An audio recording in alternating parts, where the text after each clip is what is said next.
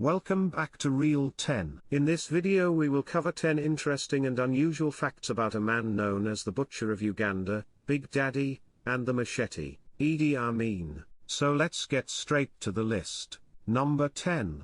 Idi Amin was born in 1923 near Koboka. This is in the West Nile province, now known as the Republic of Uganda. He was deserted by his father at an early age, and raised by his mother. Amin was a member of the Kokwa ethnic group. This is a small Islamic tribe that had settled in that region.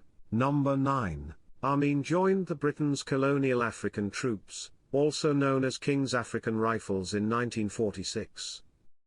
He was considered a skilled soldier, and he had a nasty reputation for his cruelty and brutality during interrogations.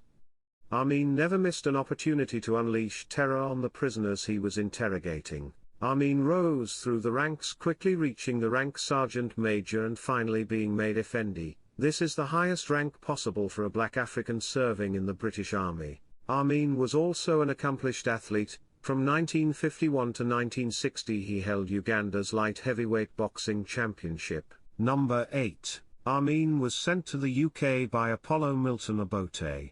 He was the leader of the Uganda People's Congress. In 1964 Amin returned to Uganda. He was quickly promoted to major. That same year Amin earned his second promotion, this time to colonel. Amin and Obote would soon find themselves in trouble. In 1965 both men were implicated in smuggling gold, coffee, and ivory out of the Democratic Republic of the Congo. Unfortunately for the people of Uganda, this was just the beginning of terror for them with Amin. Number 7. Idi Amin has held many titles in his time: World Lightweight Champion, Major, and General. All of these titles were awarded to him through his bravery and military service. When Idi Amin seized power, he gave himself a new title. His official title was His Excellency, President for Life, Field Marshal Al-Haji Dr. Idi Amin Dada, VC, DSO, MC, Lord of all the beasts of the earth and fishes of the seas, and conqueror of the British Empire in Africa in general and Uganda in particular. Someone was sure full of himself. Number 6. On January 25, 1971 Amin led a coup d'état, taking control of the government and declaring himself president. Amin was able to strengthen his position for the takeover from funds obtained from smuggling and from supplying arms to rebels in the southern Sudan. While President Obote was attending a meeting in Singapore, Amin had the opportunity to seize power. When Amin seized power, his first orders were to free political prisoners, many of who were his followers, and simultaneously Amin formed killer squads whose sole purpose was to hunt down Obote's supporters. Number 5. An economic war was declared on Uganda's Asian population in 1972. Over 72,000 Asians were given 3 months to leave Uganda and abandon their businesses. These abandoned business were soon under new leadership. Typically one of Amin's supporters were given the business.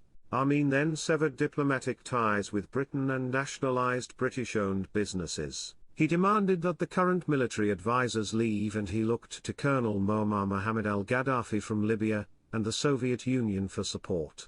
Number 4. Amin was considered by many to be a charismatic leader, as this is how he was portrayed by the international press. He was elected to the chair of Organization of African Unity in 1975. Many of the leaders in Africa boycotted the meeting, including the leaders from Botswana, Zambia, and Tanzania.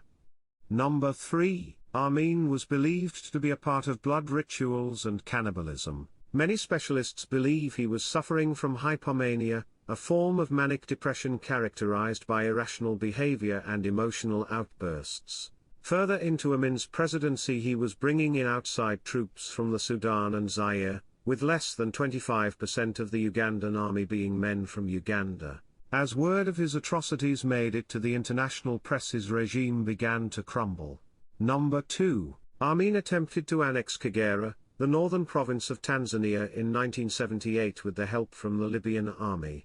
Tanzania countered this move by sending in their own troops into Uganda, and quickly with the help from Uganda rebel forces they were able to capture Kampala, the capital of Uganda. Amin fled to Libya, where he stayed in exile for 10 years, and finally relocating to Saudi Arabia where he lived out the rest of his days. Before we get to number 1, I just wanted to take a moment and remind everyone that if you like this content and want to see more, please subscribe to the channel. It's free to do, costs you nothing, but it means the world to me. Thank you for your support. Now back to the list.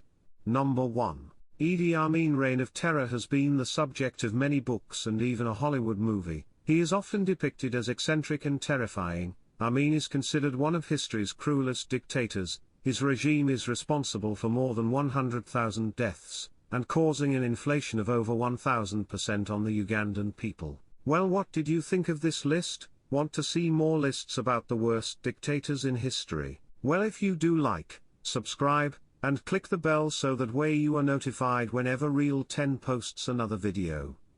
Thank you again.